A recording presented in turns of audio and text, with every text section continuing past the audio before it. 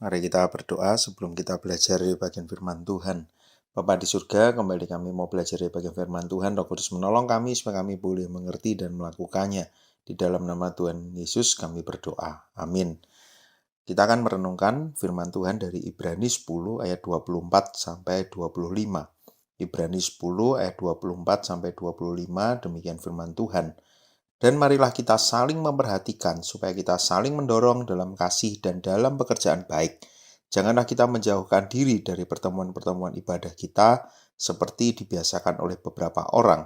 Tetapi marilah kita saling menasihati dan semakin giat melakukannya menjelang hari Tuhan yang mendekat. Saya berikan judul, apakah kita sudah melayani Tuhan? Judul renungan hari ini. Apakah kita sudah melayani Tuhan? Mungkin ketika pertanyaan ini diajukan kepada kita akan menjawab, aku tidak punya banyak talenta, aku tidak sehebat rekan-rekanku yang lain, aku tidak seperti orang-orang yang bisa tampil di depan umum, yang pintar bicara, aku tidak bisa main musik, dan banyak lagi. Mungkin jawaban yang akan kita berikan ketika kita tidak melayani Tuhan. Pertanyaannya, apakah memang kita tidak bisa melayani Tuhan ketika tidak memiliki karunia-karunia seperti itu? Ketika kita ada di gereja, sebetulnya ada banyak pelayanan yang kita bisa lakukan. Seperti ketika kita melihat ada banyak karunia rohani yang Tuhan berikan. Ketika kita sudah percaya kepada Tuhan, ada Roh Kudus di dalam diri kita. Setelah kita sungguh-sungguh membiarkan Roh Kudus yang berkuasa di dalam hati kita, tandanya adalah buah roh yang akan memperbarui karakter kita, hidup kita.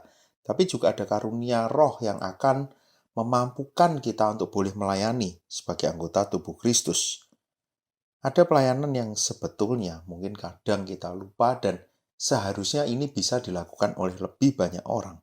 Kalau kita lihat di ayat ini seringkali dipakai ketika kita mengunjungi orang yang lama tidak ke gereja, kita bacakan ayat ini. Janganlah kamu menjauhkan diri dari pertemuan ibadah. Tapi kalau kita lihat kenapa kok orang harus kembali ke gereja? Karena di gerejalah kita boleh saling memperhatikan. Kita boleh saling mendorong. Kita boleh saling menasihati. Supaya kita bisa terus hidup benar sehingga ketika hari Tuhan itu datang, kita ada dalam kondisi yang baik, iman kita tetap bertumbuh dan kita tetap setia mengikut Tuhan sampai akhir. Ada satu pelayanan yang indah ketika kita boleh lihat di bagian ini. Ada orang-orang yang mungkin punya panggilan khusus di dalam hal ini. Bagaimana boleh mendorong orang lain. Tentu bukan motivator sekedar memberikan semangat. Tapi bagaimana mengajak kita melihat kebaikan Tuhan itu. Penyertaan Tuhan, pertolongan Tuhan. Yang membuat kita boleh saling mendorong satu dengan yang lain di tengah segala tantangan kehidupan ini. Sehingga kita boleh terus punya semangat, kita boleh terus setia memberitakan Injil. Ada juga yang punya karunia untuk menasihati. Itu pun di dalam gereja sangat dibutuhkan. Karena kita tidak selalu kuat, tidak selalu benar, tidak selalu bisa hidup berkenan di hadapan Tuhan. Seringkali mungkin kita gagal, kita melakukan kesalahan. Bukankah ada orang yang harus menasihati kita? Karena itu ketika kita melihat di dalam gereja itu harus ada saling memperhatikan. Perlu ada orang-orang yang mau memperhatikan sesamanya. Mungkin kalau kita lihat satu pelayanan yang menarik lagi itu asyir. Bagaimana seorang asyir setiap hari Minggu dia menyambut. Alangkah indahnya ketika asyir pun sadar ini adalah pelayanan yang penting. Bagaimana mereka ambil bagian di dalam memperhatikan. Diakonia memikirkan kebutuhan dari jemaat. Mungkin ini pelayanan yang Tuhan percayakan kepada kita. Di tengah ladang pelayanan yang lain yang Tuhan izinkan ada di gereja kita.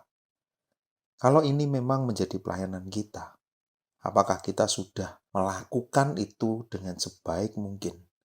Apakah karunia yang Tuhan sudah percayakan, sudah kita kerjakan dengan sebaik mungkin? Ketika Tuhan panggil kita untuk memperhatikan orang lain, responi itu. Bahkan ketika kita melihat bagian ini, sebetulnya bukan hanya orang-orang yang dipanggil khusus. Mungkin ada yang lebih baik di dalam memperhatikan, di dalam mendorong, di dalam menasehati. Tapi bukankah ini seharusnya semua anak Tuhan ambil bagian di dalam hal ini? Semua ambil bagian di dalam memperhatikan yang lain karena kita tidak hidup sendiri di dalam jemaat ini, di dalam tubuh Kristus. Maukah kita meresponi hal ini? Kenapa kita ada di gereja?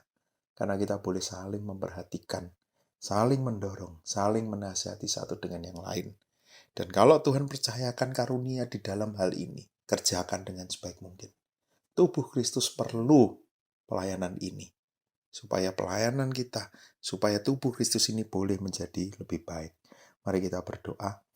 Ya Tuhan, sebagai bagian dari tubuh Kristus, kami mengucap syukur untuk setiap karunia yang telah Engkau berikan kepada kami. Karunia yang berbeda-beda tetapi sama pentingnya di dalam tubuh Kristus. Apa yang Tuhan sudah percayakan kami mau kelola dengan sebaik mungkin. Secara khusus ketika kami sadar betapa pentingnya kami saling memperhatikan satu dengan yang lain. Saling mendorong, saling menasihati. Sehingga kami punya hidup yang benar. Hidup yang berkenan kepada Tuhan. Hidup anugerah Tuhan ini tidak menjadi sia-sia. Di dalam nama Tuhan Yesus kami berdoa. Amin.